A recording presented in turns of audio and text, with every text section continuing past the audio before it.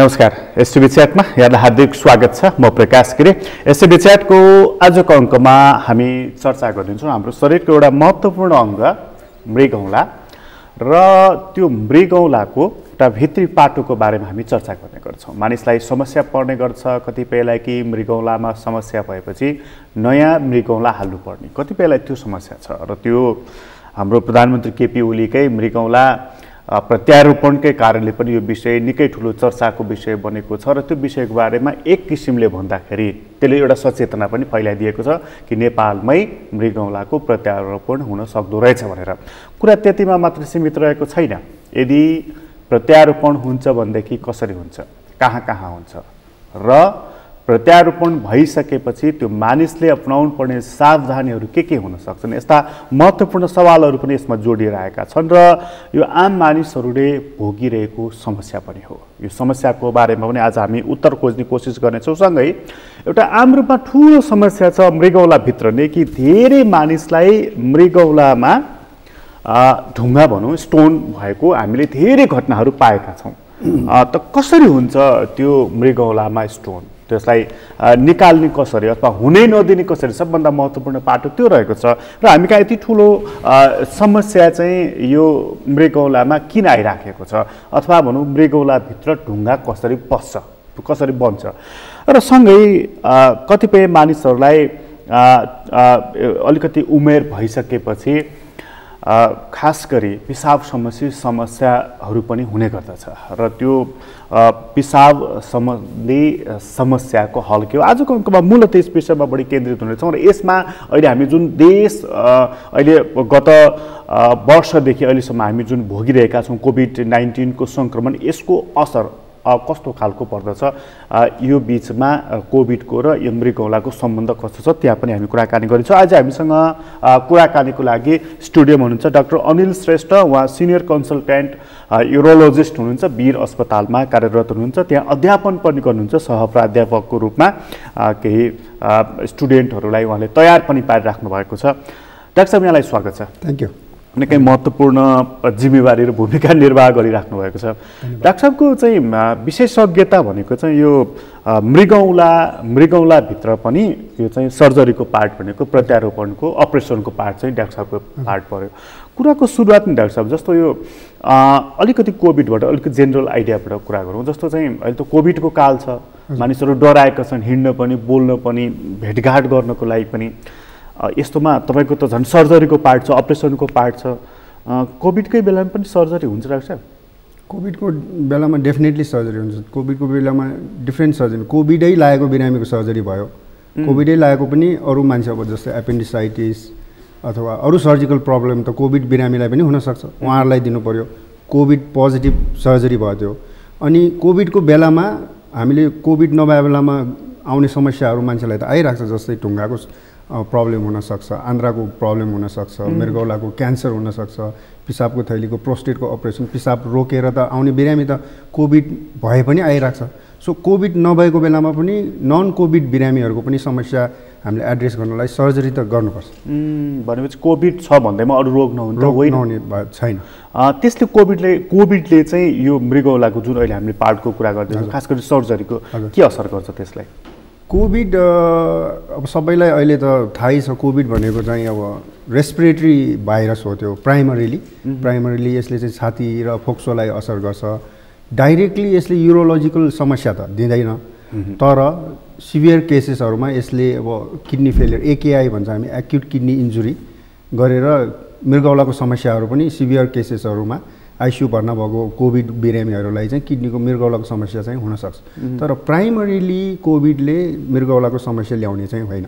भनेको कोभिड भयो भने मृगौलाको रोग छ मान्छेलाई भने सिधै अट्याक गर्ने चाहिँ होइन, तर त्यसको इन्डाइरेक्ट इफेक्ट चाहिँ पर्छ।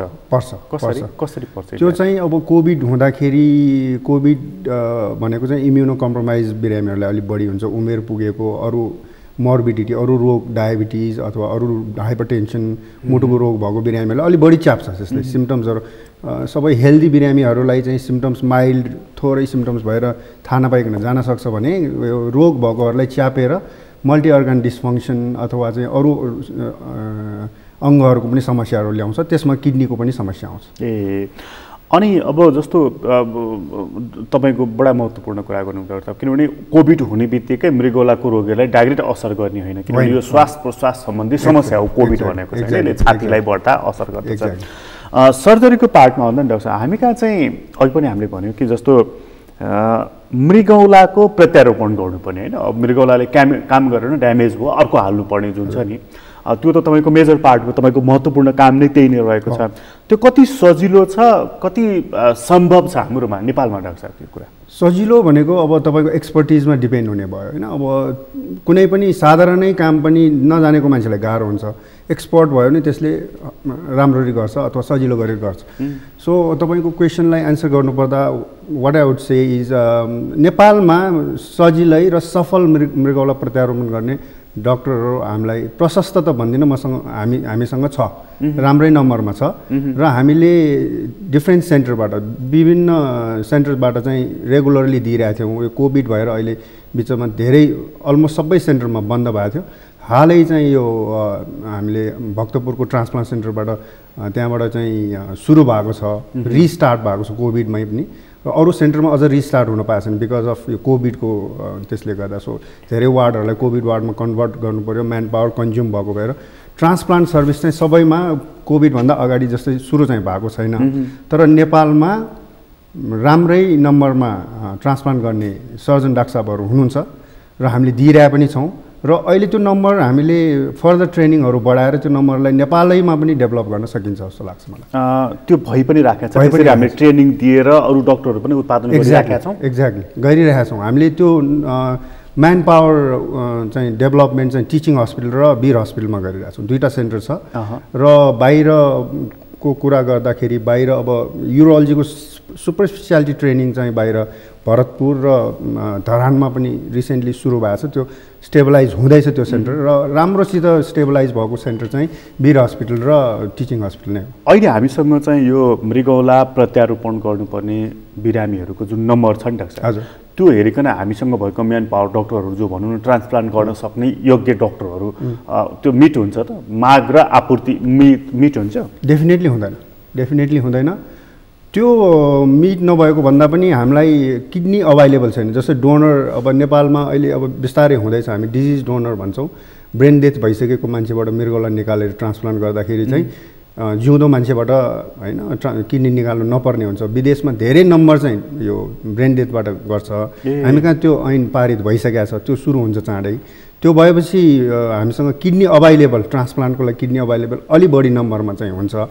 अब म्यान पावरको कुरामा डेफिनेटली अहिलेको म्यान पावरले सबै यो ट्रान्सप्लान्ट जरुरी भएको मान्छेलाई पुग्न त पुग्दैन, तर अघि मैले भने जस्तै हामी म्यान पावर प्रड्युस गरिरहेछौँ। त्योभन्दा पनि इम्पोर्टेन्ट चाहिँ हामीलाई सेन्टर, हामीलाई होइन सर्भिस डेलिभरी गर्ने ठाउँ र त्यहाँको लजिस्टिक म्यानेजमेन्ट चाहिँ अझ चुस्त भइदियो भने यतिले म्यान पावरले, अहिलेको म्यान पावरले हामीले अहिले गरिरहेको भन्दा दोब्बर तेब्बर चाहिँ सर्भिस दिन सक्छौँ जस्तो लाग्छ। त्यो लजिस्टिकमा के पर्छ? लजिस्टिकमा सेन्टर पर्यो, अपरेसन थिएटर, म्यान पावर होइन। त्यो अब जस्तै मै अहिले काम गर्ने सेन्टरको कुरा गर्दाखेरि हामीले 72 सालको भूकम्पमा एउटा सेगमेन्ट हाम्रो एउटा ब्लक वीर हस्पिटलको ड्यामेज भएको थियो, त्यसमा चाहिँ ट्रान्सप्लान्ट वार्ड पर्थ्यो।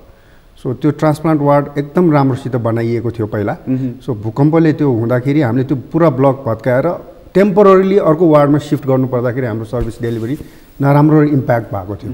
र अहिले कोभिडले झन् इम्प्याक्ट गर्यो। कोभिडले धेरै वार्डहरू, कोभिड वार्ड, कोभिड आइसियू, आइसोलेसनमा ट्रान्सफर्म गर्नु पर्दाखेरि हामीले अहिले चाहिँ मृगौला प्रत्यारोपण सर्भिस चाहिँ बन्द गर्नु परेको छ।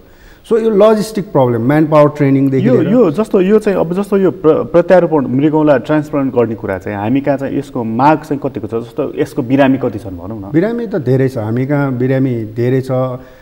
बिरामी चाहिँ कस्तो हुन्छ भने यो पपुलेसन अनि होइन जनसङ्ख्याको आधारमा र एक्जिस्टिङ किडनी डिजिज भन्छ न, डायबिटिज, ब्लड प्रेसर, अब ढुङ्गाकै बिरामी र किडनीको अरू बिरामी रोगलेहरूलाई गर्दाखेरि पनि नम्बर बढ्दै जान्छ। यो चाहिँ प्रोपोर्सनेटली बढ्दै जान्छ, प्रत्येक वर्ष बढ्दै जान्छ। भनेको यो ठुलो सङ्ख्यामा छ, तर हाम्रो तयारी चाहिँ अलिक सानो आकारको रहेछ त्यसमा। अब 10 वर्ष अगाडिको र अहिलेको कुरा गर्दाखेरि हामी धेरै नै इन्डिपेन्डेन्ट भइसक्यौँ मृगौला प्रत्यारोपणमा। जस्तै 2008मा टिचिङ हस्पिटलमा सुरु भएको नेपालमा फर्स्ट, अब 2008बाट अहिले 2020 होइन 12 वर्षमा हामी धेरै नै इन्डिपेन्डेन्ट भएको छौँ। सो त्यो रफ्तारमा हामी अझ त्यसमा अलिकति हामीले सपोर्ट, गभर्मेन्टको सपोर्ट होइन र हाम्रो इफोर्ट लगायौँ भने I think will reach to next level. किन त मानिसहरू फेरि यही किडनी ट्रान्सप्लान्टको लागि विदेशमा जान्छन्? कारण के त हामीसँग फेरि रहेछ सबै चिज। एक्ज्याक्टली, यो जानुहुन्छ बिरामीहरू अब नट ओन्ली किडनी ट्रान्सप्लान्टको लागि मात्र होइन, हाम्रो अरू सर्जिकल सर्भिसहरूको लागि पनि विदेश जाने चलन छ अझ पनि। एउटा कारण चाहिँ अब त्यहाँ विदेशमा बेटर सर्भिस हुन्छ भनेर डेफिनेटली होइन, त्यो हो एउटा, त्यो सबै एङ्गलबाट त्यो ठिक पनि होइन। मेन कुरा बाहिर जाने चाहिँ हाम्रो वेटिङ लिस्ट जस्तो लाग्छ हामी कहाँ होइन, वेटिङ लिस्ट हामी कहाँ अघि भने जस्तै हामीले लामो समय कुर्नु पऱ्यो पालो पाउँदैन। एक्ज्याक्टली, सो फाइनेन्सियली कम्फर्टेबल भएको मान्छेहरू यो नकुरिकन अनि बाहिर जाने र भनौँ न आर्थिक रूपमा धेरै राम्रो नभएको बिरामीहरू पनि बाहिर जान्छन्, मैले त्यो छैन भने होइन, तर त्यसको मेन कारण चाहिँ वेटिङ लिस्टै हो। भनेको यसको मतलब हामीले यसको आउटलेट्सहरू चाहिँ बढाउनु पर्यो, सर्भिस सेन्टरहरू बढाउनु पर्यो। जस्तो अहिले बिरमा छ अथवा मानु टिचिङमा छ, भक्तपुरमा छ, धनगढीमा छ, पोखरामा छ, गरिदियो भनेदेखि त मानिसहरू त्यही सुविधा पाउँछन्, त्यही किडनी ट्रान्सप्लान्ट गर्छन्। किन उनीहरू दिल्लीमा अथवा चाहिँ थाइल्यान्डमा जानु पर्दैन? यसले बढाउनको लागि केले रोकेको छ? बढाउनलाई अब मेरो सेन्टरमा कुरा गर्दाखेरि हामी हप्तामा 1 दिन गर्छौँ होइन, र हामीसँग 3 जना ट्रान्सप्लान्ट सर्जन हुनुहुन्छ वीर हस्पिटलमा। सो हामीले हप्ताको 3 दिन गर्न सक्छौँ, एकलाई 3 बनाउन सक्छौँ नि त। त्यस्तै अर्को सेन्टरमा पनि मैले डिटेलमा त थाहा छैन, अब टिचिङ HOTC भन्छौँ हामी, ह्युमन अर्गन ट्रान्सप्लान्ट सेन्टर भक्तपुरको। सो त्यहाँ पनि त्यही हिसाबले अब 3 गुणा नबनायो भने दोब्बर बनायो भने त हामी वीरकै कुरा गरौँ जहाँ तपाईँ कार्यरत हुनुहुन्छ, 3 जना चाहिँ त्यसको स्पेसल सर्जन हुनुहुन्छ भनेदेखि लाइसेन्स प्राप्त प्रत्यारोपण सर्जन भनौँ मृगौला है 3 जना हुनुहुन्छ तपाईँ सहित भन्दाखेरि त हप्तामा 3 दिन गरे भयो नि त। 3 दिन होइन, अझ हामीले त्यसरी नै मिलाउन सक्यौँ भने 6 दिन पनि गर्न सकिन्छ, आलै पालो गर्न सकिन्छ। किन नगरेको त? त्यही लजिस्टिक अघि भने नि मैले, त्यो वार्डदेखि लिएर अपरेसन थिएटर होइन, त्यो सबै हामीसँग कन्स्ट्रेन्ट छ। वी आर रेडी टु, अब भनौँ न आइतबार मैले गरेँ, सोमबार अर्को डाक्टर साहबले गर्नुभयो भने म त 2 दिन अझ रेस्ट गर्न पाएँ नि, मङ्गलबार बुधबार मात्र पालो आउने भयो। त्यो चाहिँ अब इन्टरनल कुरा भयो त्यो, त्यसरी हामी मिलाउन सक्छौँ, हप्तामा फ्रिक्वेन्सी बढाउन सक्छौँ हामीले। एक्ज्याक्ट यही नम्बर त नबनाउँ। त्यो भनेको चाहिँ तपाईँले जुन अघि भन्नु नि वेटिङ लिस्ट चाहिँ लामो छ। हजुर, ट्रान्सप्लान्ट गर्नु पर्यो भनेर महिनौदेखि मान्छेले नाम लेखाएका छन्, पालो पाएका छैनन् नि, तर त्यसको फ्रिक्वेन्सी बढाउने बित्तिकै त उनीहरूले छिटो पालो आउँछ, ट्रान्सप्लान्ट यही हुन्छ, कम खर्चमा हुने भयो, झन्झट कम हुने भयो। यसमा चाहिँ अब यो चाहिँ सर्जिकल पाटो भयो ट्रान्सप्लान्टमा होइन, अब मेडिकल पाटोहरू पनि हुन्छ, नेफ्रोलोजिस्ट डाक्टर साहबहरूले हेर्नुहुन्छ। सो त्यो म्याच गर्ने, किडनी लिएको किडनी मिल्छ मिल्दैन हेर्ने, सो त्यो मेडिकल आफ्नो लाइन छ, क्यू छ। त्यो मैले चाहिँ सर्जिकल हिसाबले भन्नुपर्दाखेरि तर त्यो त मिलाउने व्यवस्थापन, त्यो त व्यवस्थापन समाधान भनेको त त्यहीँबाट दिने हो, समस्या भएर त समाधानको कुरा आउनु पर्ने। तर तपाईँले जुन भन्नुभयो नि नम्बर बढाउन सकिन्छ है। त्यस्तो मान्छेलाई चाहिँ कतिको डर हुन्छ यो कोभिडको, जसको किडनी ट्रान्सप्लान्ट गरेको छ? त्यो चाहिँ स्पेसल क्याटेगोरीमा पर्छ भन्छु म। यो मृगौला प्रत्यारोपण गर्नुपर्ने र गरिसकेको बिरामी, गरिसकेको दुइटै बिरामीहरू चाहिँ इम्युनो कम्प्रोमाइज भन्छ हामीले। उहाँहरूको इम्युनिटी चाहिँ हामी नर्मल मान्छेहरूको जस्तो हुँदैन, कमजोर हुन्छ। जस्तै किडनी कमजोर भएको मृगौला प्रत्यारोपण नगरेको बिरामीहरूको अरू रोगहरू बढी च्याप्या हुन्छ, जस्तै ब्लड प्रेसर हुन्छ, डायबिटिज हुन्छ होइन, र अरू समस्याहरू धेरै हुन्छ ट्रान्सप्लान्ट गर्नुभन्दा अगाडि। र गरिसकेपछि के हुन्छ भने हामीले अरू व्यक्तिबाट लिएको मृगौला त्यहाँ हामीले एक्सेप्ट गर्नलाई हामीले इम्युनो सप्रेसन भन्ने मेडिसिनहरू चलाउनुपर्छ, त्यसलाई रिजेक्ट नगरोस् भनेर। त्यो औषधिले चाहिँ इम्युनिटी अलिक कम गरिदिन्छ। सो मृगौला प्रत्यारोपण भएको बिरामीहरू चाहिँ इम्युनोलोजिकली अलिकति विक हुन्छ, उनीहरू चाँडै दे आर मोर प्रोन, चाँडै इजिली चाहिँ इन्फेक्सन हुनेहरू हुन्छ। सो कोभिड चाहिँ उनीहरूको लागि चाहिँ अलिकति बढी, हामी नर्मल पपुलेसनको रिस्क बढी हो, अलिक खतरा हुन्छ। एक्ज्याक्टली, त्यही पनि कारण हो हामीले मृगौला प्रत्यारोपण यो कोभिडको टाइममा सुरु नगरिहालेको कारण एउटा त्यो पनि हो। डाक्टर साहब यो चाहिँ ट्रान्सप्लान्टको कुरा भयो, मलाई अर्को इन्ट्रेस्टिङ लागिरहेको चाहिँ यो स्टोनको कुरा। धेरै मानिसको सुन्छु म कि यो मृगौलामा त्यो स्टोन भयो भनेर होइन, स्टोन भयो भनेर कति मानिसले तनाव लिइरहेको पनि देखिन्छ, यसमा अलिकति अलमल पनि देखिन्छ। डाक्टर साहब यो मृगौलामा स्टोन चाहिँ कसरी हुन्छ, यहीँबाट कुरा सुरु गरौँ। त्यो चाहिँ एकदम डिफिकल्ट क्वेसन हो प्रकाशजी। मृगौलामा स्टोन चाहिँ यही कारणले हुन्छ भन्न चाहिँ गाह्रो छ, तर सर्टेन बिरामीहरूमा हामीले चाहिँ केही जाँचहरू गऱ्यो भने कारण पत्ता लगाउने चान्स चाहिँ छ, तर सबै 100% पेसेन्टमा तपाईँको यो कारणले मृगौलामा पथरी भएको भन्न चाहिँ गाह्रो छ। सो तपाईँको क्वेसनलाई एन्सर गर्नुपर्दा विभिन्न कारणहरू छ। एउटा चाहिँ अघि हामीले अफ द एयर पनि कुरा गऱ्यौँ, यो जियोग्राफिकल लोकेसन होइन, नेपाल, नर्थ इन्डिया र संसारको विभिन्न भागहरू चाहिँ स्टोन बेल्ट भन्छौँ हामी, स्टोन बडी फर्मेसन हुने किडनीमा त्यो बेल्टमा पर्छ। हामी चाहिँ त्यो बेल्टमा पर्छौँ, एउटा कारण त्यो भयो। कुनै चाहिँ डाइटरी फ्याक्टर हुन्छ, खाना होइन, जेनेटिक फ्याक्टर हुन्छ, इन्फेक्सन, किडनीमा इन्फेक्सन भइराख्नाले पनि ढुङ्गा बन्छ, सर्टन स्पेसल टाइपको ढुङ्गा बन्छ, इन्फेक्सियस स्टोन भन्छ हामीले, इन्फेक्सनले गर्ने ढुङ्गा हुन्छ एउटा। सो मृगौलाको पत्थरी भनेर मात्रै हुँदैन, मृगौलाको पत्थरी 15-20 थरीको हुन्छ। एउटा चाहिँ इन्फेक्सनले गरेर बन्ने, कहिले चाहिँ युरिक एसिड स्टोन भन्छ, हामीले क्याल्सियम अक्जालेट, मोनोहाइड्रेट, डाइहाइड्रेट, विभिन्न किसिमको ढुङ्गा हुन्छ। तपाईँकोमा बनेको ढुङ्गा र अर्कोमा मान्छेकोमा बनेको ढुङ्गा डिफ्रेन्ट हुनसक्छ, त्यसको कजै डिफ्रेन्ट हुनसक्छ, कारण डिफ्रेन्ट, ट्रिटमेन्ट पनि डिफ्रेन्ट हुनसक्छ। सो मृगौलाको ढुङ्गा मात्रै भनेर जेनरलाइज गर्नु चाहिँ ठिक होइन। त्यो ट्रिटमेन्टको कुरा गर्दा चाहिँ त्यसरी पत्थरी भइसकेपछि त्यो अपरेसन नै गर्नुपर्छ? सबैलाई अपरेसन गर्नु पर्दैन, सबैलाई अपरेसन गर्नु पर्दैन। जस्तै अब ढुङ्गाको साइज, लोकेसन हेरेर होइन हामी एडभाइस दिन्छौँ। जस्तै अब 4-5 mm को ढुङ्गा छ, नलीमा आएको छ अथवा मृगौलाभित्र छ भने पनि अपरेसन हतार छैन, त्यो आफै निस्केर जाने सम्भावना चाहिँ हुन्छ। तर पटक पटक 4-5 mm कै ढुङ्गा पनि पटक पटक बन्यो भने किन बन्यो त भनेर हेर्न चाहिँ जरुरी छ। एकपटक पत्थरी भयो, उसको अपरेसन गर्यो अथवा अन्य ढङ्गबाट चाहिँ उसको पत्थरी निकालियो भनेदेखि त्यसपछि फेरि पत्थरी हुने चान्सेस हुन्छ कि हुँदैन? एकदमै हुन्छ। हो, यो चाहिँ मेरो यो आजको हाम्रो कुराबाट चाहिँ स्ट्रङ मेसेज म के दिन चाहन्छु भने एकचोटि मृगौलाको पत्थरीको उपचार भइसक्यो, चाहे त्यो आफै पिसाबमा निस्केको होस्, चाहे अपरेसन गरेर, चाहे जुनै विधिबाट अपरेसन गरोस्, चिरेर गरोस्। हाम्रो नेपालमा चाहिँ के एउटा हाम्रो इम्प्रेसन छ भने हाम्रो जनरल पब्लिकको, चिरेर गऱ्यो भने चाहिँ ढुङ्गा पुरै निस्किन्छ र कहिले पनि बन्दैन। त्यो होइन, that is a false impression, त्यो एकदमै रङ कुरा हो। तपाईँ जसरी भए पनि ढुङ्गा निकाल्नु, जसरी निकाल्नु भए पनि फेरि मृगौलामा ढुङ्गा पलाउने चान्स एकदमै हाई हुन्छ। सो वर्ल्ड वाइड स्ट्याटिस्टिक्सले के भन्छ भने तपाईँको अहिले अपरेसन गऱ्यौँ अथवा जसरी ढुङ्गा निकाले पनि 5 वर्षमा ढुङ्गा फेरि बन्ने चान्स 50% चान्स हुन्छ, 10 वर्षमा बन्ने चान्स 75% हुन्छ। It's very high. सो के मेसेज दिन चाहन्छु भने एकचोटि मृगौलाको पत्थरीको अपरेसन अथवा कुनै विधिबाट उपचार गरिसकेपछि कम्तीमा वर्षमा एकचोटिमा चाहिँ सजिलै उपलब्ध हुने अल्ट्रासाउन्ड भन्छौँ हामी, भिडियो एक्सरे, त्यो मात्रै गरेर हेरेर स्पेसलिस्ट डाक्टरलाई, सम्बन्धित डाक्टरलाई देखाउन जान एकदमै इम्पोर्टेन्ट छ। भनेपछि मान्छे चाहिँ आम प्रवृत्ति के छ भने मेरोमा पत्थरी रहेछ भन्यो अनि त्यो कुनै ढङ्गबाटै निकाल्यो, अपरेसन गरेर अथवा औषधि खाएर केही गरेर, अनि त्यसपछि मान्छे ढुक्क भएर हिँडेको कयौँ देखेका छौँ कि हामीले। भनेपछि ऊ रेगुलर फलोअपमा आउनुपर्छ। एकदमै। हामी कहाँ आउँछन् त त्यसरी मान्छे? हो, त्यसमा चाहिँ हाम्रो ठुलो ल्यागिङ छ भनौँ है। अब त्यसमा हाम्रो as a physician, as a doctor, ढुङ्गाको ट्रिटमेन्ट गर्ने डाक्टर हाम्रो पनि कमजोरी होला र जियोग्राफिकल लोकेसन हामी कहाँ, अब भनौँ न म वीर हस्पिटलमा काम गर्छु, वीर टिचिङ अथवा मेजर हाम्रो सेन्टरहरूमा चाहिँ यो राम्रो अहिलेको अत्याधुनिक सुविधाहरू छ ढुङ्गाको ट्रिटमेन्टको नेपालमा, त्यो चाहिँ हाम्रो ठुलो अचिभमेन्ट हो है। युरोलोजिकल केयरमा नेपालको कुरा गर्दाखेरि हामीले अब अत्याधुनिक सेवा भनौँ न विकसित देशमा हुने ढुङ्गाको ट्रिटमेन्टहरू नेपालमा छ।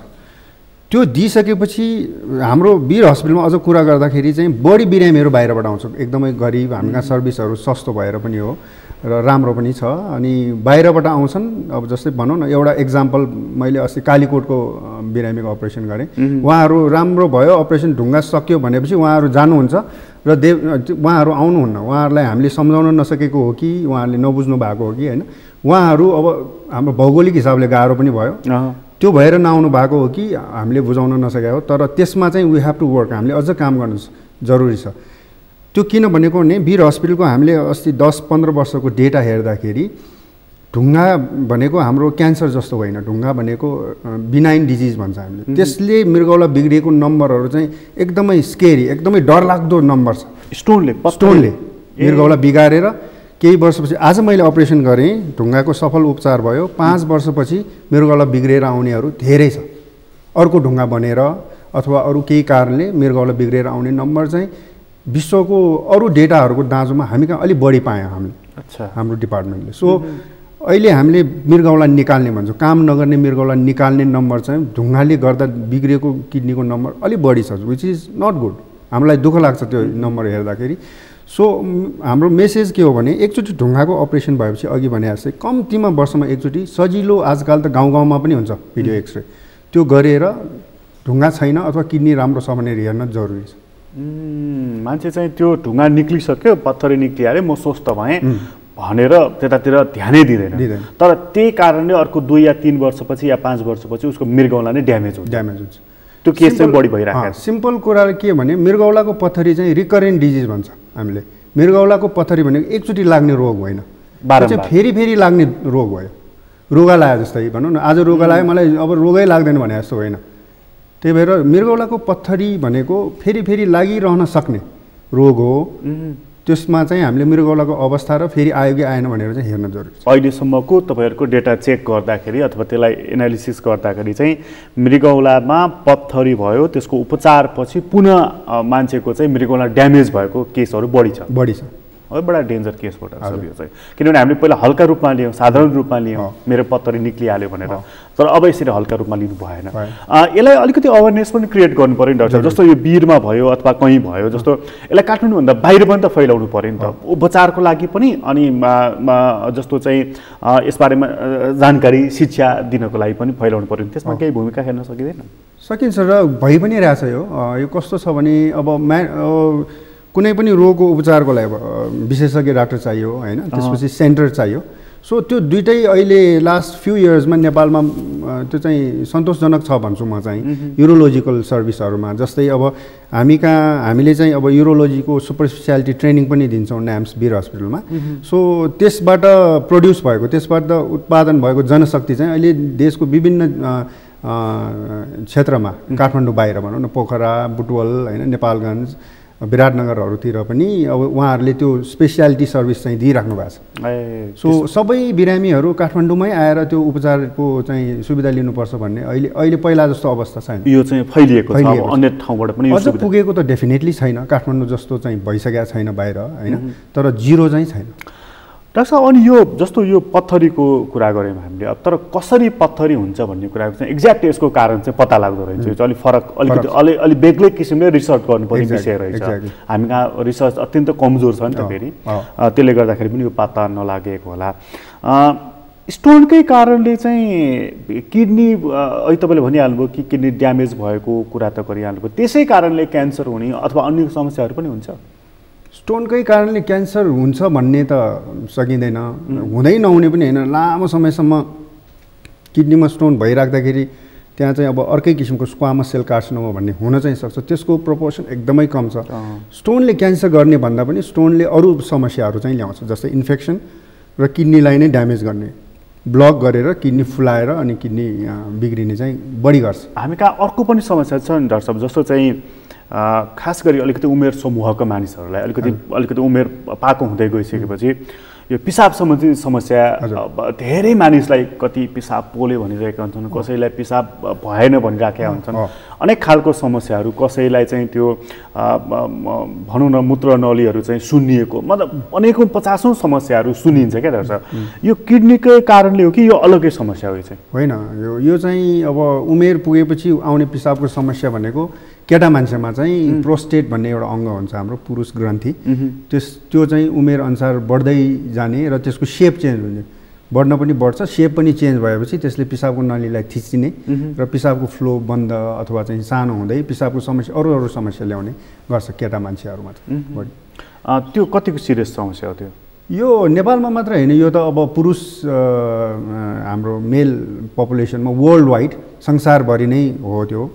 र यो चाहिँ अब पहिलादेखि नै, धेरै पहिलादेखि नै आउने यो नयाँ समस्या होइन र यो वर्ल्ड वाइड त्यति नै प्रिभिलेन्ट छ जति नेपालमा छ होइन। सो यो समस्या यो जति अब नेपालमा होइन विश्वभरि नै उमेर बढी भएको पपुलेसन बढ्दै गएपछि प्रोस्टेटको समस्या चाहिँ बढ्दै जान्छ। त्यसको उपचार त हामी कहाँ सजिलै हुन्छ? सजिलै हुन्छ। हामीसँग मैले अघि पनि भने युरोलोजिकल सर्भिसहरू नेपालमा, युरोलोजीबाट दिने किडनी, पिसाब थैली, प्रोस्टेटको सर्भिसहरू चाहिँ हामी राम्रै मानिन्छ, नेपालको राम्रै दिइरहेछौँ हामीले। र यो सजिलो भनेको अब प्रोस्टेटको समस्याको उपचारहरू चाहिँ सबैलाई सर्जरी चाहिँदैन, आजकल नयाँ मेडिसिनहरू छ र त्यो मेडिकल ट्रिटमेन्टले पनि धेरै सिग्निफिकेन्ट नम्बर चाहिँ प्रोस्टेटको डिजिजको चाहिँ ठुलो सङ्ख्यामा बिरामीहरूलाई चाहिँ हामीले औषधिले मात्रै उपचार गरेर सफल ट्रिटमेन्ट गर्न सकिन्छ। प्रोस्टेटको समस्याको लागि चाहिँ मैले त्यसमा धेरै चिन्तित हुनुपर्ने त्यो विषय चाहिँ होइन। सो प्रोस्टेटको पनि विभिन्न रोगहरू छ। यो चाहिँ अब उमेर अनुसार बढ्ने प्रोस्टेट हामीले बिनाइन प्रोस्टेटिक इन्लार्जमेन्ट अथवा हाइपरप्लेजिया भन्छौँ मेडिकल टर्ममा। सो त्यो भयो भने चाहिँ यो चाहिँ क्यान्सर होइन। फेरि अर्को पाटो चाहिँ प्रोस्टेटको क्यान्सर भन्ने अर्कै छ फेरि। सो प्रोस्टेटको क्यान्सर भयो भने चाहिँ सर्जरी गर्ने, रेडिएसन गर्ने, केमोथेरापी दिने होइन, हर्मोनल थेरापी दिने, त्यो चाहिँ अर्कै भयो। सो त्यो अर्कै रोग हो फेरि। यो उमेर अनुसार त्यो केस पनि छ हामी कहाँ? त्यो पनि छ। त्यो त वर्ल्ड वाइड संसारमा सबै केटा मान्छेलाई प्रोस्टेट क्यान्सर हुनसक्छ होइन। त्यो नेपालमा पनि छ। कुन नम्बरमा छ त्यो चाहिँ?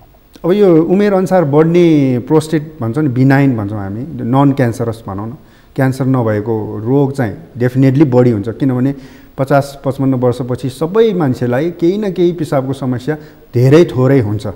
त्यो चाहिँ धेरै नै हुने भयो पपुलेसनमा, जनसङ्ख्याको आधारमा हेर्ने हो भने। तर क्यान्सर चाहिँ अब हामी कहाँ कमै छ त्यसको दाँजोमा, संसारभरि नै कम हुन्छ। तर अझ अब हामी कहाँ प्रोस्टेट क्यान्सरको काम नेपालमा अझ धेरै गर्नु छ जस्तो लाग्छ, सुविधादेखि लिएर म्यान पावरदेखि लिएर।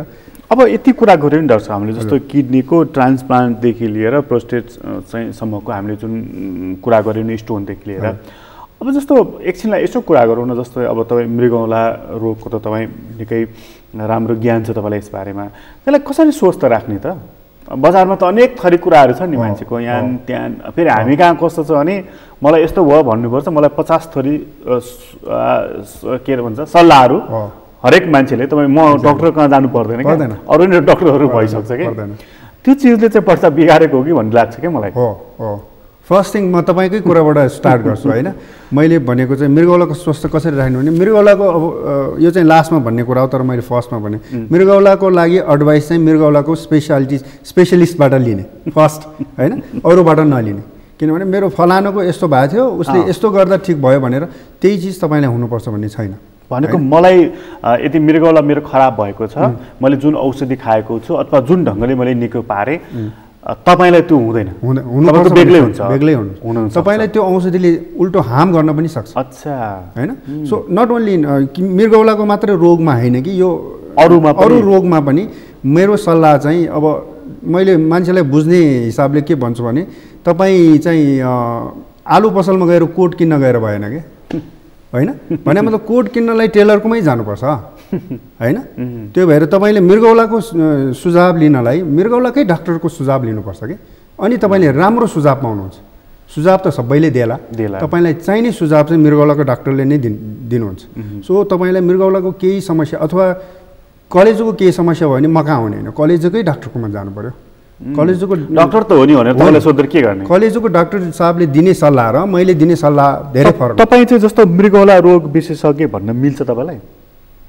मृगौला जस्तो यत्रो पार्ट छ नि जुन मृगौला, ओभरअल त्यो सबै मृगौलाको बारेमा तपाईँ उत्तिकै ज्ञान राख्नु होइन। यसमा पनि क्लियर हुन जरुरी छ।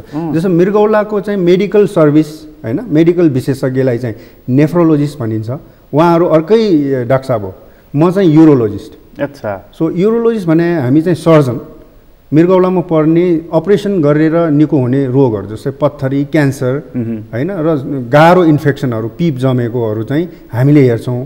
मृगौलाको मेडिकल डिजिज हेर्ने चाहिँ डाक्टर साहबहरू नेफ्रोलोजिस्ट हुनुहुन्छ। सो मृगौलाको स्पेसलिस्ट भन्न चाहिँ मिल्छ, तर मृगौलाको नेफ्रोलोजिस्टले गर्ने काम चाहिँ म गर्दिनँ। मृगौला मात्रै भनेर भएन, त्यसको पनि पार्ट त्यसको पनि होइन हेर्ने अलग अलग हामीसँग डाक्टर साहबहरू हुनुहुन्छ। अच्छा डाक्टर साहब, त्यो मृगौलालाई कसरी स्वस्थ राख्ने हामी ती थियौँ कि? सो एउटा चाहिँ सुझाव चाहिँ तपाईँले राम्रो मान्छेबाट, प्रपर मान्छेबाट लिनु पर्यो एउटा। अर्को चाहिँ अब ओभरअल जेनरल हेल्थ भन्छ हामी होइन, जेनरल हेल्थ मेन्टेन गर्न जरुरी छ। जस्तै तपाईँलाई मृगौलाको रोग लाग्न नदिन तपाईँले डायबिटिज, हाइपरटेन्सन अथवा चाहिँ चिनीको रोग, मधुमेह अथवा चाहिँ ब्लड प्रेसरको रोग छैन भने लाग्न दिनु भएन। त्यसको लागि स्वस्थ व्यायाम गर्नु पर्यो अथवा स्वस्थ जीवनशैली अपनाउनु पर्यो एक। अर्को छ भने लागिसकेको छ भने त्यसलाई कन्ट्रोलमा राख्नु पर्यो। किनभने मृगौला यो मधुमेह र उक्त रक्तचापले डाइरेक्टली किडनीमा असर गर्न सक्छ, एउटा त्यो भयो। अर्को चाहिँ अब तपाईँले कुनै अलरेडी एक्जिस्टिङ, अब तपाईँसँग अलरेडी मृगौलाको कुनै रोग छ अथवा भनौँ न एकचोटि पत्थरीको अपरेसन गरिसक्यौँ हामीले अघि कुरा गरिरहेको छ, अथवा मृगौला मधुमेहले किडनीमा मृगौलामा अलिकति छोइसकेको केही सिम्टम्स छ भने त्यसलाई चाहिँ समयमा उपचार गर्नु पर्यो। जस्तै अब हामी कहाँ धेरै बिरामी आउँछ, म जस्तो युरोलोजिस्टकोमा आई थिङ्क सबैकोमा त्यस्तै बिरामी आउँछ, मसँग पत्थरी छ अब यो चाहिँ अपरेसन गर्नु पर्दैन भनेको छ, अथवा कुनै अरू औषधि हामी कहाँ अल्टरनेटिभ थेरापी भन्छौँ, आयुर्वेदिक औषधि अथवा पानी नै खाएर जान्छ, मेरो ढुङ्गा पानी खाएर जान्छ भनेर यत्रो ठुलो ढुङ्गा चाहिँ 4-5 वर्षसम्म राखेर अनि मृगौला चाहिँ बिग्रिएपछि आउनुहुने बिरामीहरू पनि धेरै छ। सो त्यस्तो नगरौँ होइन। कुनै पनि मृगौलाको रोग छ अथवा मृगौला बिगार्ने अरू रोग छ भने त्यसलाई समयमा उपचार गर्नु पर्यो। अर्को चाहिँ अब हामी कहाँ पानी खाने, अब जस्तै अझ पनि तराई बेल्टमा अथवा चाहिँ आउटडोरमा बाहिर काम गर्ने, पसिना धेरै आउने त्यो काम गर्ने वर्गहरूमा चाहिँ पानीको मात्रा एडिक्वेट हुन जरुरी छ। जस्तै मृगौलाको काम भनेको शरीरको फोहोरलाई चाहिँ फिल्टर गरेर पिसाबको माध्यमबाट निकाल्ने मृगौलाको काम।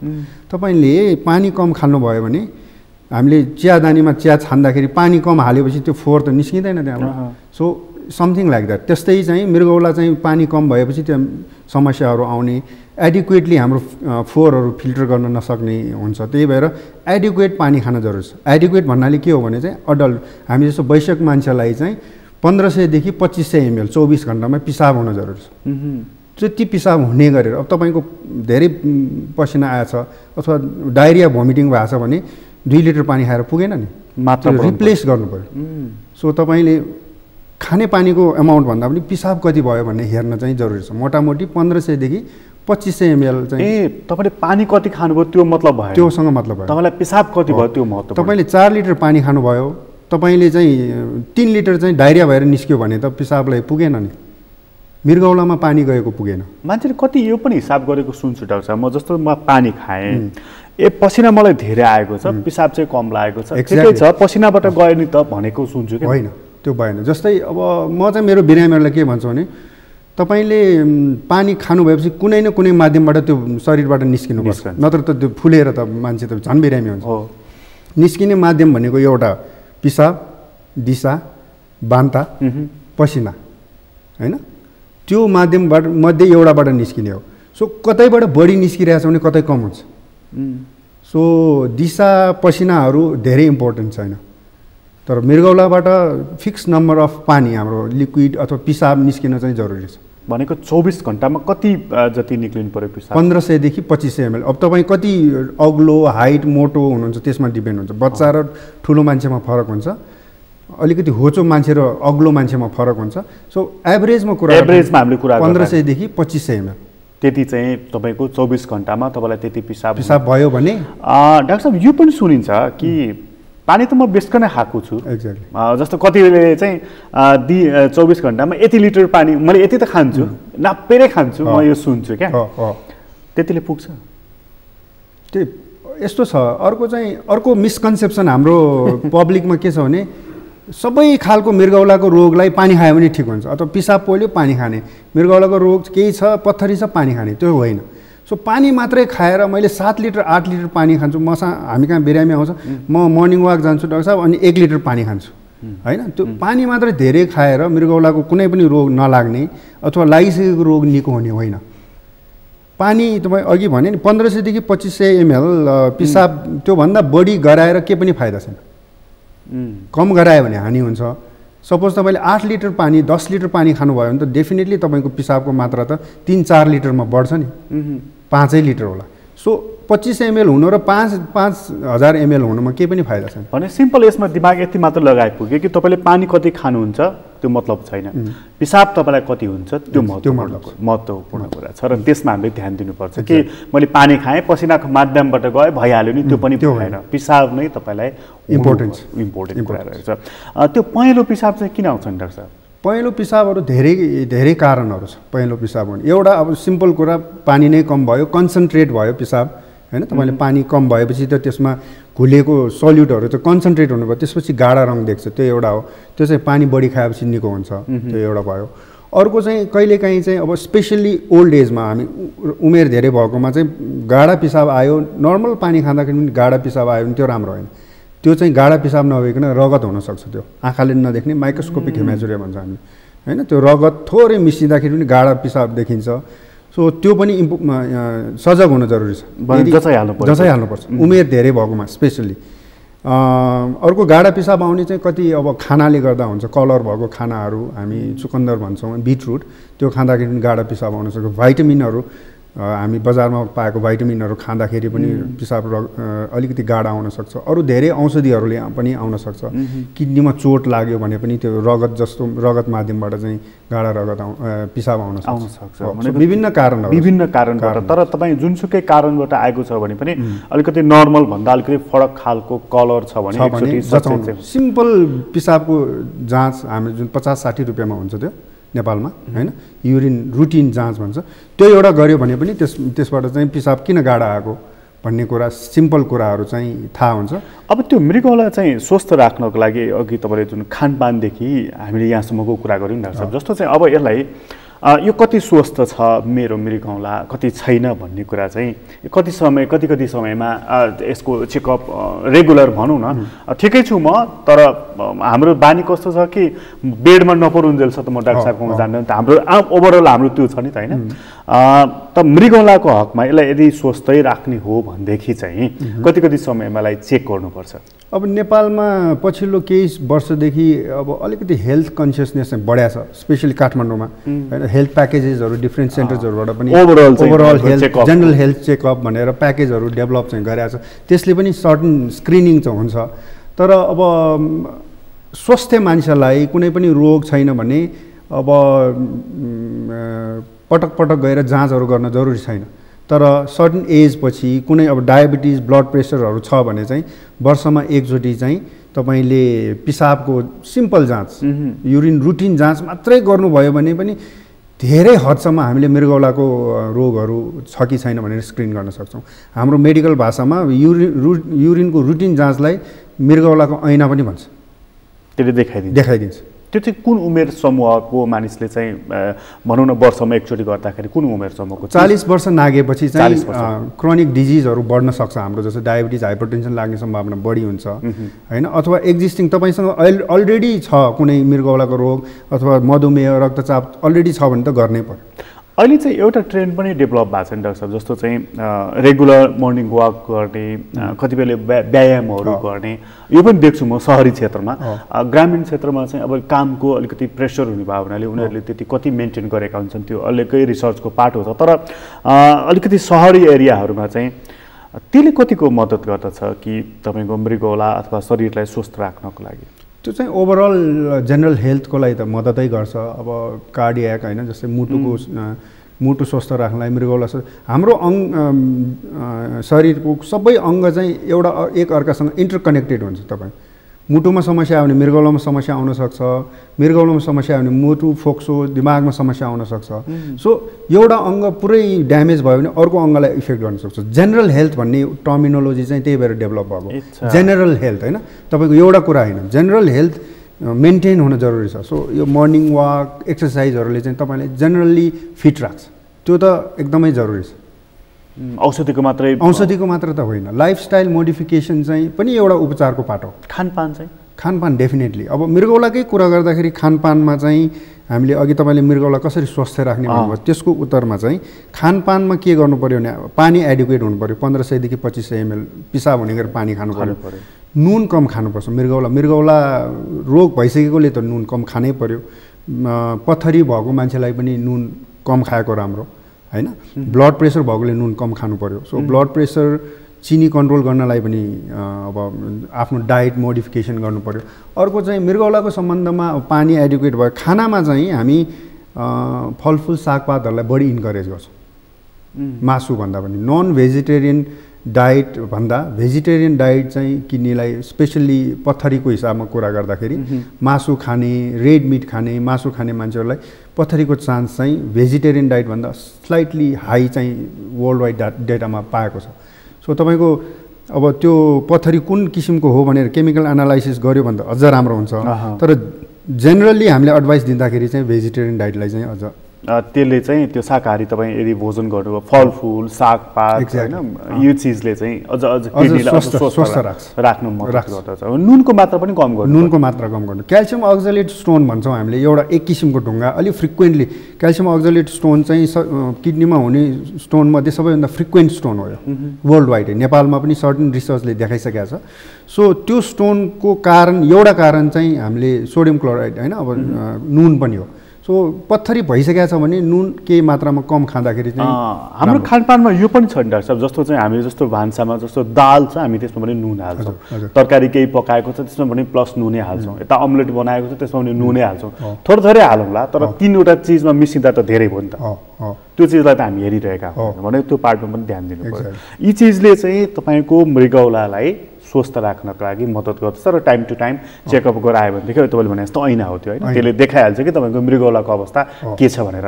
हामी कहाँ यी सबै चिज भइराखेको देखिन्छ, अलिकति ट्रेन कस्तो देखिन्छ? ट्रेन राम्रो छ। मैले अघि भने नि हाम्रो अलिकति कन्सियस लेभल, अब अघि तपाईँले सुरुमै हाम्रो कुराकानीको सुरुमै भनौँ प्रधानमन्त्रीज्यूको मृगौलाको रोग भएपछि हाम्रो जनरल पब्लिकमा चाहिँ मृगौलाको अलिकति अवेरनेस त डेफिनेटली बढेको छ नि। त्यो मात्रै होइन कि त्यो बाहेकै पनि हाम्रो अब अवेरनेस बढ्या छ, सर्भिस पनि डेलिभरी पनि राम्रो छ। त्यो चिज यहीँ जब हाम्रो प्राइम मिनिस्टरको किडनी ट्रान्सप्लान्ट हो नि डाक्टर साहब, त्यसले चाहिँ हाम्रो इम्प्रेसन नेपालमै किडनी ट्रान्सप्लान्ट हुँदो रहेछ त्यो पनि सक्सेसफुल्ली भन्ने कुराले तपाईँहरूलाई कति क्रेडिट दियो अथवा त्यसको क्रेडिबिलिटी कति बढ्यो त्यसले? डेफिनेटली त्यो त ठुलो हाम्रो लागि ठुलो पोजिटिभ मेसेज हो जस्तो लाग्छ। नट ओन्ली अब मेडिसिन, ओभरअल मेडिसिनको कुरा गर्नुपर्दाखेरि नेपालमा धेरै चिजहरू हाम्रो मेडिसिनल सर्भिसहरूको चाहिँ डेभलपमेन्ट र जुन रफ्तारबाट हामी डेभलप भएको छ त्यो एकदम राम्रो छ। किडनी ट्रान्सप्लान्ट मात्र होइन, हाम्रो कहाँ कलेजो ट्रान्सप्लान्ट पनि त भएको छ नि रिसेन्टली होइन। सो हाम्रो मेडिसिनको हामी जस्तो इकोनोमिकल स्टेटस भएको देश होइन, इन्डिया चाइनाको दाँजोमा त हामी अलिकति हामी हो, तर त्यसमा अर्को पार्ट के पनि सुनिराखेको थिएँ मैले भने कि त्यो चाहिँ प्राइम मिनिस्टरको भएर भयो, अरू जेनरल मान्छेको भए हुन्थ्यो, कहाँ हुन्थ्यो? यो सुन्छु क्या म। होइन, त्यो त टोटल्ली रङ मेसेज हो। उहाँको सक्सेसफुल ट्रान्सप्लान्ट हुनुभन्दा पहिला पनि हामीले धेरै कम्प्लिकेटेड र नर्मलै भनौँ न ट्रान्सप्लान्ट त रेगुलरली गरिरहेको हो नि। भनेपछि यसको एउटै मेसेज कि तपाईँ किडनी ट्रान्सप्लान्टको लागि भनेर दोगुरी राख्नु पर्दैन, सर्भिस वाइज टेक्निकल्ली परेन, तर वेटिङ लिस्टले चाहिँ हामीलाई अलिकति प्रब्लमै गरेको छ। सो अघि हामीले कुरा गरेको छ वेटिङ लिस्ट घटाउन सक्यो भने यसलाई चाहिँ अलिकति स्वास्थ्य मन्त्रालयले अलिकति ध्यान दिनु जरुरी रहेको छ। उसले यसको फ्रिक्वेन्सी बढाउनको लागि र धेरै ठाउँमा सर्भिस दिनको लागि सर्भिस सेन्टर र लजिस्टिकहरू चाहिँ त्यो वर्कअप चाहिँ भइरहेको छ। सायद हामी अब केही समयमा डेफिनेटली बढ्छ होला। त्यो एउटा महत्त्वपूर्ण पाटो रहेको छ। र अब ट्रेनको हिसाबले चाहिँ अब जस्तो तपाईँ कहाँ सर्भिस नपाएपछि म अर्कोमा त जाने नै भयो नि, त्यो त मान्छेलाई भइ नै हाल्छ। अब यो अघि हामीले जुन कोभिडबाट कुरा गर्दै यहाँ आएका थियौँ डाक्टर, अब किडनीको सन्दर्भमा यति कुरा गरिसकेपछि कोभिडकै कारणले चाहिँ अघि तपाईँ भन्नु नि हामी कहाँ सर्जरीदेखि लिएर अन्य कुरालाई पनि यसले अलिकति घटाइदिएको छ, किनभने कोभिडले सबैलाई डोमिनेट गरेको छ अहिले। अब यो कोभिडको पनि जस्तो यो भ्याक्सिन आयो, यो आयो त्यो आयो, हिजो मात्रै हेर्दै थिएँ मैले WHO को उसको विज्ञप्ति थियो कि भ्याक्सिनले मात्रै कोभिडलाई नियन्त्रण गर्छ भन्ने कुरा चाहिँ होइन है भनेर उसले फेरि अर्को विज्ञप्ति निकालेको छ। यो के हो? यो फेरि यसमा पनि पोलिटिक्स त भइरहेको छैन के? तपाईँहरूले यो जर्नलहरू पढ्दाखेरि तपाईँहरू त प्र्याक्टिसनर पनि हो, एकाडेमिक्स पनि हो नि त, के पाउनुहुन्छ यो चाहिँ? अब कोभिड इट्सेल्फ, कोभिड आफैमा चाहिँ एउटा नयाँ रोग भयो होइन, धेरै चिज कोभिडको पत्ता लाग्नै बाँकी छ। कोभिडको धेरै अब भनौँ न अहिले तपाईँले कोभिडको 5 जना बिरामी अगाडि राख्नुभयो भने 5 थरी सिम्टम्स छ। कसैलाई स्टामोल खाएर मात्रै पनि निको भएर गएको छ, कसैलाई भयभरको शक्ति लगाउँदाखेरि पनि जोगाउन सक्दैन होइन। कोभिडमा धेरै चिजहरू अहिलेलाई चाहिँ हामीले सिक्नै बाँकी छ। सो भ्याक्सिन, त्यही भएर भ्याक्सिन भनेको चिज पनि अहिलेलाई अब हामीले भ्याक्सिन बजारमा आउनुभन्दा अगाडि ल्याबमा टेस्ट गर्छ होइन। सो त्यो ल्याबमा टेस्ट गरेको ठ्याक्कै हाम्रो मान्छेमा त्यसले रिफ्लेक्ट गर्छ भन्न गाह्रो छ। WHO को मेसेज चाहिँ त्यो। सो हामीले एउटा त्यसमा त्यो भ्याक्सिन उत्पादन गर्नेहरू पनि जस्तो अहिले आइरहेका छन् नि 2-3वटा कम्पनीहरू, जस्तो फाइजर भयो, मेडनाडो भयो, मेरोमा 94% भन्छ, अर्कोले 90% भन्छ, अर्कोले, मतलब what is this? So some part of business त डेफिनेटली त्यसमा हुन्छ होइन। अब आफ्नो प्रडक्ट राम्रो पोर्ट्रे गर्न त सबैले ट्राई गरिहाल्छ, तर वाट इज ट्रु इज हामीलाई चाहिँ अहिले भ्याक्सिनको जरुरी छ वर्ल्डलाई, र राम्रो भ्याक्सिनको जरुरी छ भन्ने त कुनै डाउटै छैन। र उहाँहरूले अब विभिन्न कम्पनीले मेहनत त गर्नुभएको छ, उहाँहरूको बिजनेस मात्रै होइन कि उहाँहरूले केही राम्रो भ्याक्सिन दिउँ भनेर रिसर्च पैसा त धेरै खर्च गर्नुभएको छ, त्यो त ट्रु हो, तर भ्याक्सिनले कसरी काम गर्छ त्यो चाहिँ हेर्न बाँकी छ। भनेको त्यो आइसकेपछि मात्रै थाहा हुनु। डेफिनेटली यसमा पोलिटिक्स भएको कुरा चाहिँ एज अ मेडिकल प्र्याक्टिसनर तपाईँ चाहिँ के भन्नुहुन्छ, यो कोरोनामा पनि पोलिटिक्स छ? अब एज अ डक्टर मलाई त्यो एन्सर गर्न अलिक गाह्रै होला। डेफिनेटली पोलिटिक्स भनेको चाहिँ ले सबै पाटो, लाइफको सबै पाटोलाई छोएको हुन्छ होइन, मेडिसिनलाई पनि छोएको हुन्छ, बिजनेसलाई पनि छोएको हुन्छ, स्कुललाई कलेजलाई सबैलाई छोएको हुन्छ। डेफिनेटली यसले पनि छोएको छ होला। हाम्रोमा पनि पोलिटिक्स भइरहेको छ कोभिडमा। हामी कहाँ पोलिटिक्स भन्दा पनि अब हामी रिसोर्स कन्स्ट्रेन्ट कन्ट्रीमा पर्छौँ हामी। त्यस कारणले हो कि हाम्रो चाहिँ इच्छा शक्ति नै नभएको, अथवा चाहिँ हामी कहाँ यस्तो छ नि कि तपाईँले भनेको कुरा म नमान्ने क्या, त्यसले भनेर हुन्छ, त्यो जान्ने कि म जान्ने, यो टाइपको पोलिटिक्स भएन, त्यो चाहिँ इन्डिसिप्लिन भन्छौँ हामीले त्यसलाई होइन, अनुशासनहीनता भनौँ न। त्यो पोलिटिक्स भन्दा पनि त्यो चाहिँ त्यो छ। हजुरले भन्नुभएको चाहिँ यसले भनेको नमान्ने त्यो त संसारभरि हुन्छ, हामी कहाँ पनि छ। अब हामी कहाँ पोलिटिक्स भयो भएन भन्ने कुरामा चाहिँ हामी कहाँ अब एज अ डक्टर मैले हस्पिटलमा देखेको पोलिटिक्स भन्दा पनि अब स्वास्थ्य कर्मीहरूले त मैले भन्नु म्याक्सिमम् उहाँहरूले दिनुपर्ने दिइरहेछ, रिस्क मोलेर काम गर्नुभएको छ होइन। अब त्यसमा पोलिटिक्सको कुरा आउँदैन। तर अब म्यानेजमेन्ट लेभलमा नेपालमा मात्र होइन, नेपाल जस्तो रिसोर्स कन्स्ट्रेन्ट कन्ट्रीमा मात्र होइन, हामीले धेरै देखेका छौँ। अमेरिका, इटली होइन जस्तो विकसित देशहरूमा पनि कोभिड म्यानेजमेन्टमा धेरै फ्लजहरू यस्तो गरे भए हुन्थ्यो भन्ने उनीहरूले रेट्रोस्पेक्टिभली हेर्दाखेरि त्यस्तो देखिया छ। सो त्यो हामी कहाँ हुँदैन भन्ने छैन। उनीहरू कहाँ त सेकेन्ड वेभ पनि आयो, एक्ज्याक्टली हामी चाहिँ सो कम्प्लिटली पोलिटिक्सलाई मात्र दोष दिन चाहिँ मिल्दैन नेपालको कुरा गर्दाखेरि होइन। सो हामीले गरिरहेछौँ, कतै हाम्रो म्यानेजमेन्टको फ्लज होला, कतै पोलिटिकल कुरा होला, कतै हामी फिजिकली गर्न सकेन होला, तर हाम्रो एम, हाम्रो उद्देश्य चाहिँ हाम्रो अनेस्ट हुनु पऱ्यो, इमान्दारीपूर्वक काम गऱ्यो भने I think will rich that. Doctor साहब, यो अन्त्यमा चाहिँ तपाईँसँग सोध्न चाहे जस्तो चाहिँ अहिलेको कोभिडको जुन सङ्कट छ, युरोपमा सेकेन्ड वेभ आएको भन्दा मानिसहरू अलिक त्रसित पनि भएका छन्, त्यहाँ नम्बर अफ केसेस चाहिँ बढिरहेको छ, मृत्युको पनि होइन, डेथ रेट पनि। अमेरिकामा त अझै रोकिएको छैन, झन् माथि एक दिनमै 1,26,000 मान्छेहरू हिजोको दिनमा सङ्क्रमित भइरहेको भनेको यो त जोक गर्ने कुरा होइन। यो हिसाबले हेर्दाखेरि चाहिँ नि अब भ्याक्सिनको कुराले अलिकति आशा त जगाएको छ होइन, तर अब त्यो फेरि WHO को कुराले फेरि अलिकति खिस्रिक्क पनि पारिदिएको छ। त्यस हिसाबले हेर्दा हामी कहाँ चाहिँ अझै कति समय यो कोभिड रहला अथवा यसले कति जकडिएर हामीलाई राख्ला, तपाईँहरूले के एउटा अनुमान गरिराख्नु भएको छ? अब म इन्फेक्सियस डिजिजको स्पेसलिस्ट त होइन, तर ओभरअल हेर्दाखेरि कस्तो छ भने कोभिड विल स्टे। कोभिड 1-2 दिन, 1-2 महिना अथवा 1 वर्षमै नजान पनि सक्छ। सो त्यो चाहिँ हामीले वी हेभ टु लर्न। हामीले चाहिँ के, हामीले चाहिँ कोभिडसँग जिउन सिक्नु पऱ्यो कि होइन। त्यो भनेको कस्तो हो भने कोभिडबाट बचेर जिउन सिक्नु पऱ्यो। त्यसको लागि हामीले अब पहिला लकडाउनमा न्यू नर्मलको कुरा गरेको थियो हामीले। अब हामीले के सिक्यौँ भने हामी पहिला कोभिड एराभन्दा अगाडि र अहिले हामी आफू चेन्ज भइसक्यौँ। हामी मास्क लाउँछौँ, हात धुन्छौँ। सो यो कुराहरू चेन्ज गऱ्यो भने आई थिङ्क हामीले कोभिड भइराख्यो भने पनि जति त्रास, जति डर अथवा जति हार्म कोभिडले गर्छ नि त्यो चाहिँ रहँदैन। तर कोभिड चाहिँ जिरो संसारबाट हुन चाहिँ टाइम लाग्छ, नहुन पनि सक्छ। त्यो कोभिडमा हामीले जुन किसिमको चाहिँ सजगता अप्नायौँ त्यसले अरू रोग घटाइदिएको? डेफिनेटली अहिले एउटा के डेटाहरूले के देखाएको छ भने कोभिडमा मान्छेहरू अलिकति सजग र अलिकति डिसिप्लिन भइदिनाले अरू रोग, डायरिया, भोमिटिङहरू होइन र नर्मल रुगाखोकीको मात्रा नै घटाएको छ नि। त्यो त रिसर्चले नै देखाइसक्यो। त्यो चाहिँ महत्त्वपूर्ण कुरा हो। डाक्टर साहब, यहाँलाई धेरै धेरै धन्यवाद। Thank you. आदरणीय दर्शक तपाईँलाई पनि धन्यवाद। आज हामीले कुराकानी गऱ्यौँ डाक्टर अनिल श्रेष्ठसँग। उहाँ सिनियर कन्सल्टेन्ट युरोलोजिस्ट हुनुहुन्छ, वीर अस्पतालमा कार्यरत हुनुहुन्छ र यो मृगौला प्रत्यारोपणदेखि लिएर मृगौलामा हुने पत्थरीसम्मको खास गरी अपरेसनको पार्ट चाहिँ उहाँले महत्त्वपूर्ण ढङ्गबाट हेरिराख्नु भएको छ। डाक्टर साहबसँगको कुराकानी अहिलेलाई यति नै। एसटिभी च्याटबाट म प्रकाश गिरीलाई बिदा दिनु। सगरमाथा टेलिभिजन हेर्दै गर्नुहोला।